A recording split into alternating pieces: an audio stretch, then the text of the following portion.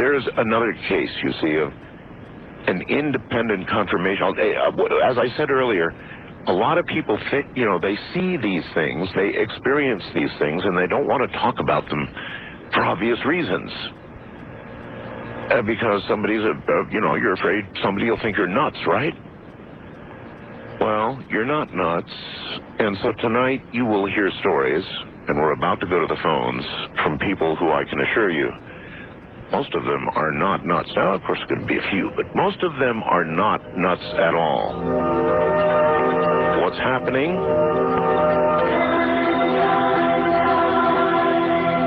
Is real. A couple of these photographs, and one in particular totally freaks me out. Again, on my website, artbell.com. What's new? Second photo down at the moment. There's a woman coming right through a closed door, and she's right in the middle of it. Now, this one does it for me. You know, you hear the stories, and you will tonight, of people saying that these things come through walls and come through ceilings, but to get a photograph of it, this one's really creepy, folks. All right, here we go. First time caller line, you are first on Coast to Coast this night. Hello. Hey, Art. Hey. How you doing? Okay, where are you? I am calling from Chicago, WLS. Of course. Yes, sir. Well, let's see. I was doing an antique show in Texas, and on the way back, I went to visit my sister's house, who lives in St. Bernard Parish, right outside of New Orleans. Right. And so she was taking me on like a tour that most people don't go on, showing me interesting stuff. And she goes, "Oh, I got to show you this. I got to show you this. It's the LeBeau Plantation House." We drove by it, and it's owned by a fairly famous sugar company. Any grocery store that you would go into, you'd see these sugar packages. So they ended up buying up this plantation and the property there. Right. And it's all boarded up. The place looks real spooky and everything like that. She starts telling me the stories about this. And the first thing that I said after she started telling me this is, "We have got to go in there. And she started laughing, going, "Ever since I moved here, I've been waiting for you to get down here because I've been wanting to sneak in." So, in other words, you would intentionally go into such an environment? As crazy as it sounds. Yes. Yeah. Okay, fine. So you and who went? Me, my sister, and my wife. Now, we're all adults, but we're all kids. You know what I mean? Yeah, I do. All right. So a couple days later, it rained for a couple of nights, so we couldn't do it. But a few days later, we got some good weather, and we were armed with a towel and a flashlight. Yeah, that's good armor. Yes, towel and a flashlight, yes. And it's funny because the people that live around here, if they're listening to the show, they'll know exactly what we're talking about. I should probably tell you the history of this place first. Well, I'd rather just kind of get to what happened. Okay. Well, we sneak we go behind VFW Hall, which is back behind this place, and we got to go a roundabout way to sneak over the fence and this, that, and the other. And it's kind of like right out of an X-Files episode, you know, going through sugar tankards in the middle of the night, standing too high and all this stuff.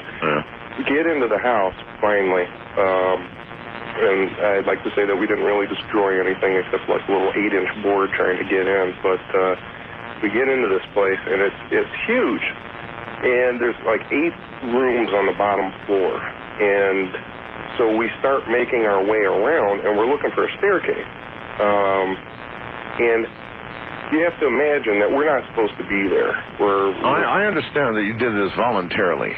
So anyway, well, and also we're trespassing, and you know, so we're more afraid of security than we are of ghosts. All right, you know? I've got the picture. And so one of the first things that happened, and this was really bizarre, okay, because you know I'm pointing the flashlight down at the ground. I'm using the towel to kind of like block out the light, so we're not lighting up an entire room at a time, but only little bits, so that we're not going to be seen from the outside. Yes. And now my wife and my sister saw this better than I did. I saw it out of the corner of my eye, but they saw it. Just tell me what happened. A flashing light shot across the room, but in like a swooping motion, going upwards and then down and then back up again. Like in Ghostbusters. Yeah, it just shot across. Now, I only saw it out of the corner of my eye, and they saw it, so I turned out the flashlight, because I'm thinking somebody's, you know, security's coming, they're flashing a light, everything. Oh, yeah, sure. Of course you would think that. So we're like, shh, be quiet, be quiet, be quiet. And we go stand by the doors, and we're looking out. The doors are boarded up, but, you know, there's places where you can see out, and we're looking to see, and We're like 300-400 yards from in any direction from anything. And So we're just standing there being quiet, and then my sister goes, I just saw a light up in through the floorboards in the ceiling above us. She goes, I just saw a light up there. I went, get out. And I'm looking up, and then I see it in a different place. And there's like light coming through the floorboards, but yet there's like big holes here and there, and the holes weren't illuminated at all. Just little cracks of light. I mean, not coming from everywhere. Okay, I get it. Really, really bizarre. Okay, so then we go on, and I'm like, nah, because you're sitting there, you're saying none of this is happening. You're just paranoid and all this stuff. And so we go walking. Got about 30 seconds, sir. I'm sorry. We go around to we make the first pass of the first floor, and then we notice that we couldn't find the staircase. So we start going through again. The second time through, this is the weirdest thing. We heard, this is like, it sounds like a classic haunting type of thing, but I swear it sounded like, like a large metal handled door and something swinging closed. Yes. The wind started blowing, and everything's boarded up. And it dropped like, we could hear wind outside, but it dropped like 20 degrees.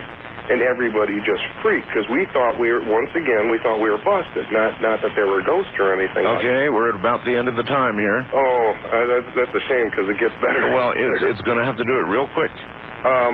Well, basically, I go over by the end-all, be-all is we heard what sounded like the voices of, like, slaves calling, like adult black men calling to each other. And where was this again, please? This is in St. Bernard Parish, the LeBeau Plantation House. All right. There was a slave route. When I lived in Maryland once, a place called Blue Ridge Summit. We lived in a very large house at the time. In fact, the house we lived in, my mom called it early Victorian Halloween. Early Halloween. It was an old house, but it had 35 rooms. 35 rooms. And I had appropriated one of the top rooms in the house for my ham shack. And it was on a route where they had sent slaves, and they would send slaves from the southern part of the country to the northern part of the country. And there were certain, safe houses for the slaves, and this was one of them. And so we had, in this house, it was a creepy house that I lived in. We had secret passageways, and so it was really cool as a child because, man, there were secret passageways that went around almost every room in the house. Totally secret passageways. Now, the story was they had been used to hide slaves in their trek north. Would be a stopping off point. But, man, that was one weird house I lived in. A place called Blue Ridge Summit, Pennsylvania, Maryland. The Mason-Dixon line actually ran right through the house. Actually ran through the house. Amazing. Wildcard line, you're on the air. Hello. Hello? Yes. Oh, hi. Yeah, this is Pat from Southwest Florida. Yes, Pat. I'm a retired New York City fireman, fire lieutenant. New York City Fire Lieutenant. Oh, okay. That's correct, yeah. Yes, sir. And this concerns a story regarding a ghost story that I heard. This is not a first-hand story, but this was about Rescue 1, which at the time was on 43rd Street between 8th and 9th Avenue. Uh-huh. And the story was related to me by a firefighter at the time. This is about 1977. Can't remember the guy's last name. First name was Chris. And if he's listening, he comes from Glen Cove, Long Island. Okay. But at any rate, he told me this story that on the second floor of this particular firehouse on 43rd Street, Rescue 1, it's the bunk room. On the first floor you have the fire truck and the kitchen and what have you. Sure. On the second floor you have the bunk room. And he said that one night he went up there between about 2:15 in the morning, and he, between runs, you can go into the bed, Can I ask and you lie down. Can I ask a stupid question? Sure. Lieutenant, in those firehouses, you know, the old-fashioned thing was that there was this sliding pole between one floor and another, and you would see firemen sliding down it. Did that exist? Oh, sure, of course. Really? Of course, yeah. They had two of them in each house.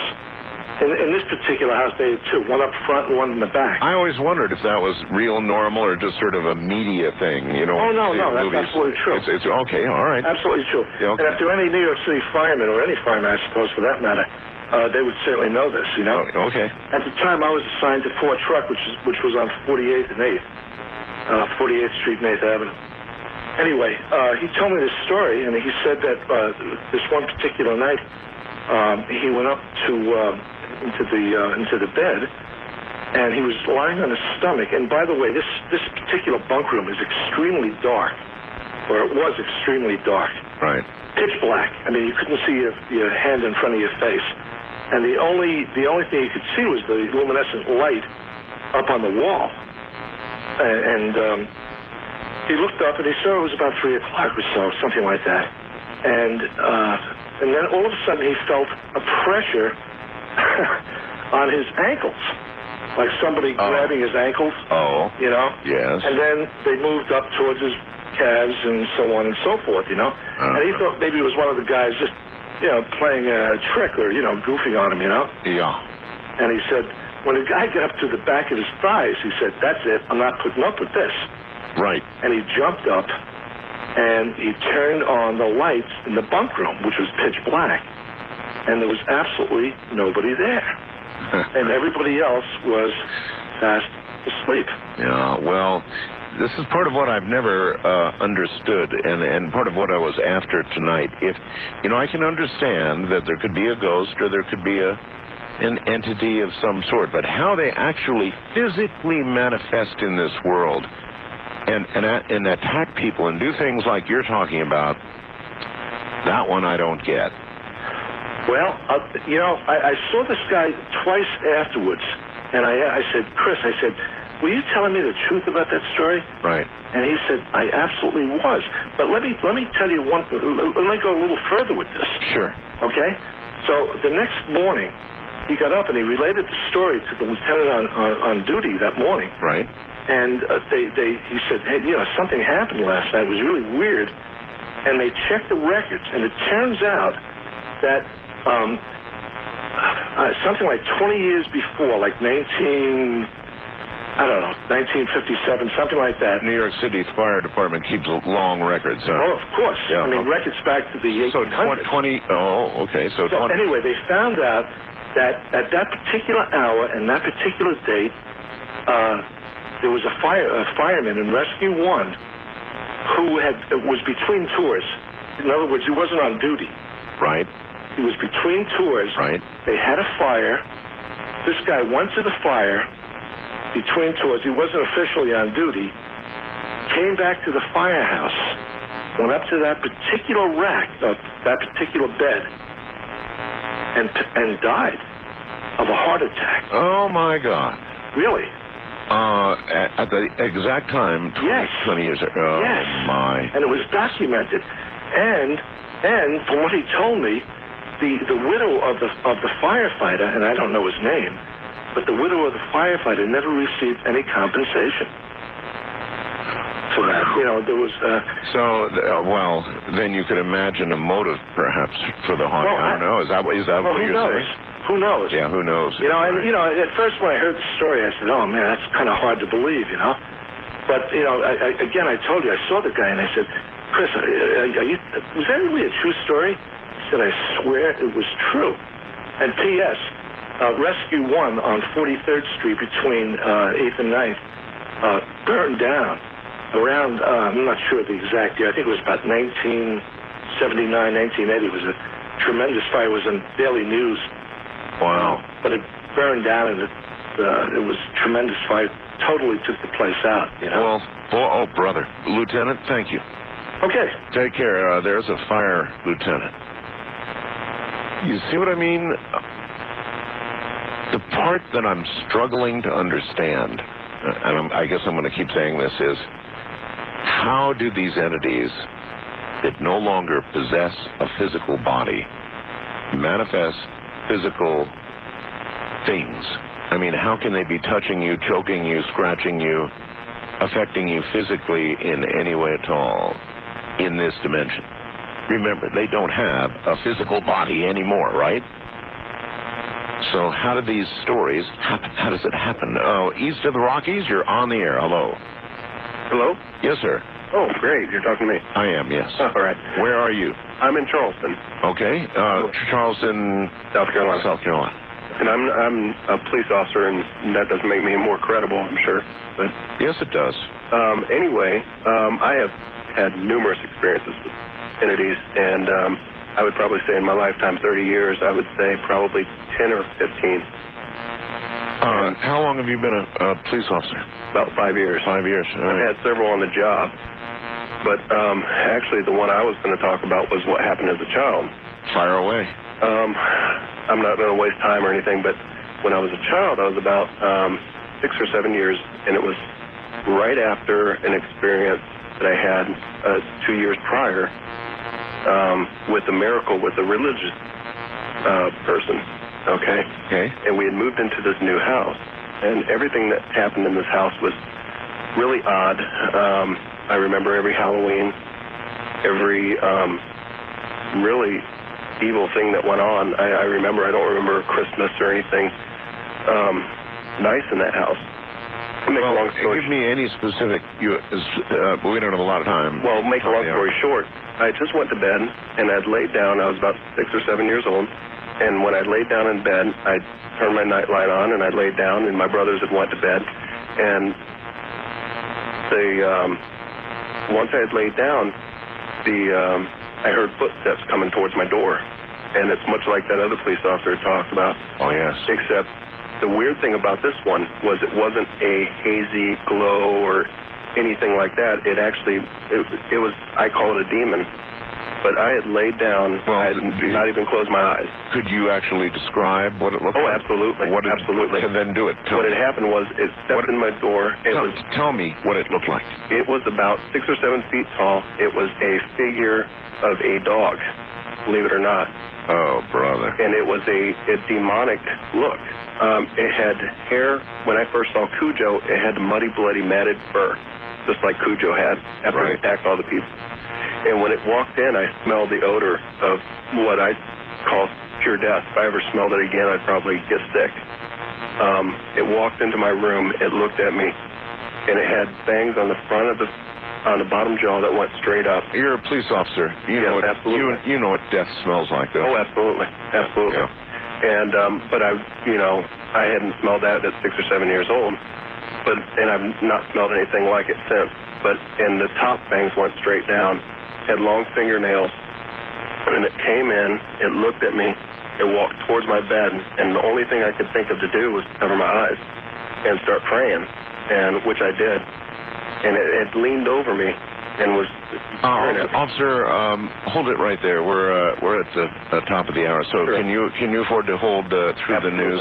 Absolutely. All right, yeah, good. Hold on then, please. Does it make somebody more credible if they're a police officer or a fire lieutenant like that previous caller?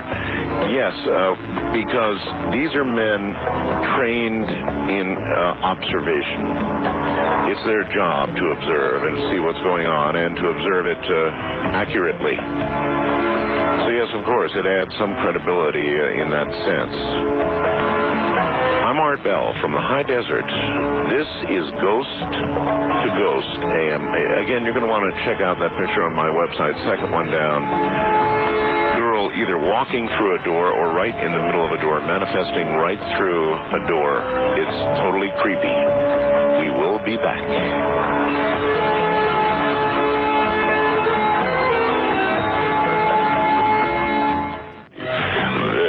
Coast2Coast AM with Art Bell from the Kingdom of Nine. Depends on how you listen to it. To be Coast2Coast or Ghost, right? Good morning, everybody.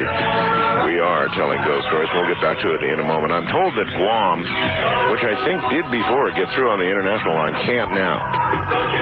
So I don't know exactly what I'm going to do here. I guess Guam, try to call my two regular 800 lines, both east and west, because I'll be damned if I know which one you really are. And on top of that, once I clear the call on the first-time caller line, I'll clear that number for Guam only for a period of time. We'll see what happens, because there are some good ghost stories to come from Guam, which is running the show actually live this morning to them Saturday afternoon. The sun is probably beginning to sink in the sky now on Guam. Just sink, or maybe, no, actually, it wouldn't be sinking yet, I guess. Anyway, Saturday afternoon. So we'll try that here in a moment with Guam. Sorry you can't get, it seems ridiculous that you can't get through on the international line being that far away, but maybe that's the case. Stay right where you are. Coast to Coast AM continues.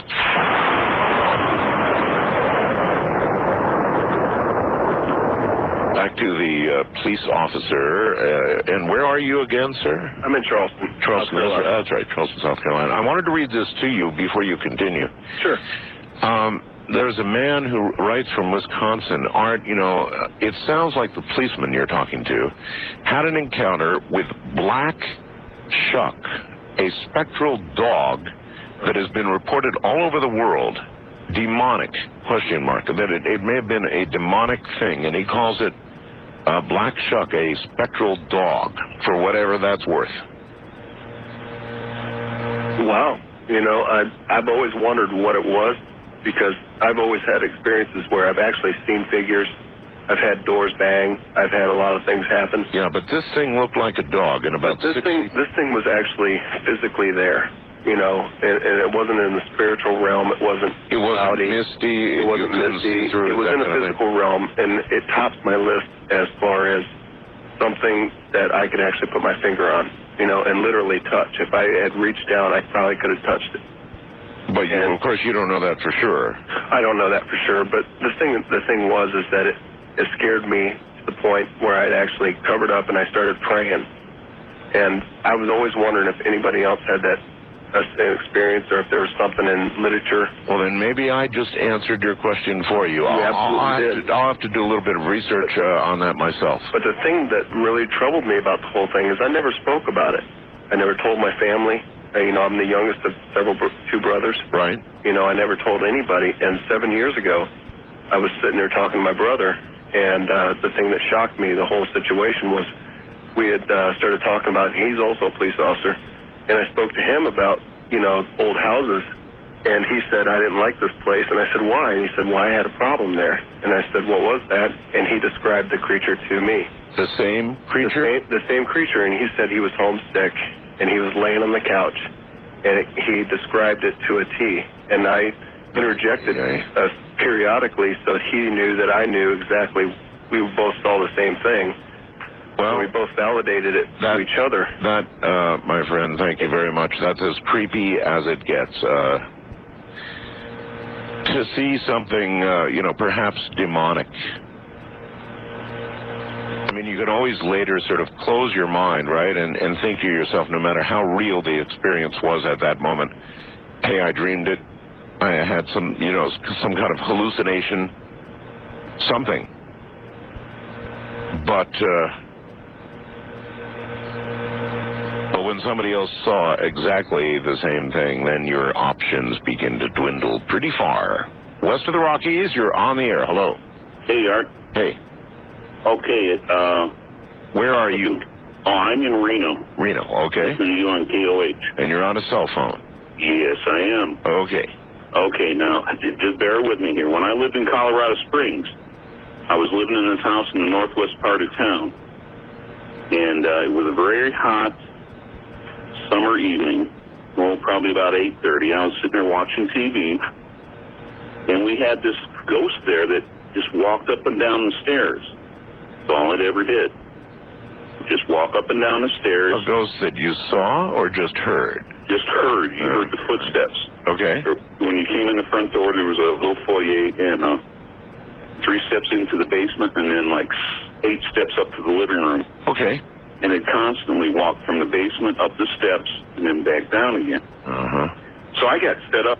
I'd lived in another haunted house a couple of years earlier, and the ghost there was pretty friendly.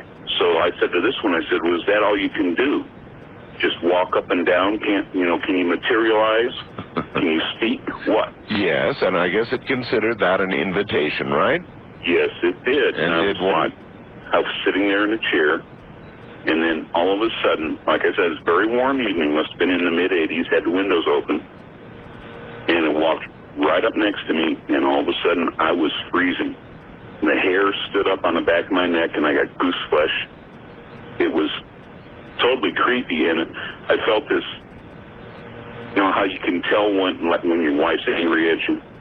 I seriously doubt. Sure. I seriously doubt you don't experience it much, but. Oh, don't you kid yourself. But you could feel the anger.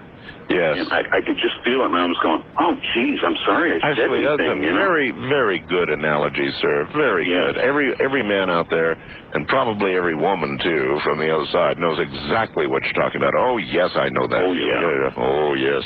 And that's the only thing that ever happened to that one. But in the previous house, we used to have windows fly open, doors fly open, lights go on, banging, pounding on doors. We called him Bob. Yeah, well, Bob. I don't like the pounding on doors part. I did, and that goes to a little of what I'm going to talk about right now. I don't rule this out. In fact, actually, I rule it in. A lot of strange things have occurred to me during the years that I've been doing these programs. And I'm becoming convinced, and you might want to have this served up to you as a warning. I really am becoming convinced that when we talk of these things and we consider them, the more we do it, the more we invite it. And I think that's why I've had a lot of... One time during one of these programs, it wasn't a knock at my door. I mean, you've got to remember, I live inside, a regular home, and I have my converted studio here. And what I heard hit my door was more like a pile driver. I mean, it wasn't a knock. Trust me, it kaboom! That kind of thing on my door right during the middle of one of these Coast2Coast shows. And it scared the you-know-what out of me. I mean, right in the middle of the show. And I ran over to the door, and I did open it. There was absolutely nothing there. But, I mean, this was almost going to break it off the hinges kind of kaboom on my door. So I've come to the conclusion that... Road truck driver, and I get you on I got an SM radio, I get you on the S channel. Right. And anyway, I team with my husband, so we're coast to coast. What part of the world are you in now? Right now, I'm in Ludlow, California. Okay. And this happened right outside of Albuquerque, New Mexico. Now, you got to understand, we're used to sleeping in different areas. Nothing's ever happened before. Sure. But we were outside of Albuquerque on I-25 in a rest area. And you got a bunk up behind, right? Yeah. Yeah, okay. Yeah, we got a sleeper berth. Right. And this happened in a rest area right at the 163 marker in Bellum, New Mexico. All right. And I had just quit driving. I had been listening to you like I always do. And I just quit driving. I was tired. My husband was already sleeping. So I put on my nightshirt, and I was brushing out my hair. And so I turned everything off when I got done, and I climbed in behind my husband like I normally do.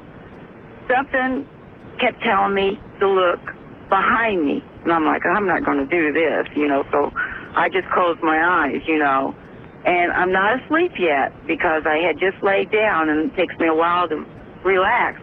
All of a sudden, my body went totally numb. Now, this is the God's truth. My body went totally numb. I could not move my body. This noise started coming out of my mouth, and I'm trying to speak. I'm trying to get my husband. What kind of noise? Like a gurgle, it went like that. Yes. And my husband is still snoring. And I'm trying to move my fingertips to get him awoke because I can't hardly move, but I'm willing my fingertips to touch him. and I'm trying to get his name out, and I'm thinking, am I having a stroke here? What's going on? Right, you know? right. And that's what I'm thinking. But I'm like, no, that's not going, because my mind's working here. And all of a sudden, my body, I thought I was going to start levitating. I'm like, oh my God, what's going on? And I'm start praying in my mind, because my husband and I are very religious. And I start praying, you know. And finally, I don't know how, but my husband got awoke. But in the meantime, the middle part, because I'm keeping my legs and arms, trying to keep them down, but the middle part of my body's starting to move up. I'm like, oh, please, God, make it go away, please, God. And this is when your husband woke up? My husband woke up. He goes, what's going on with you? And then it just left. And you just sort of flopped back down? I had already come back down. I didn't fully go up just because I'm, you know, just the middle part of my body's moving. Did you recognize anything that came out of your mouth? No, nothing but this noise. And like I said, I'm trying to go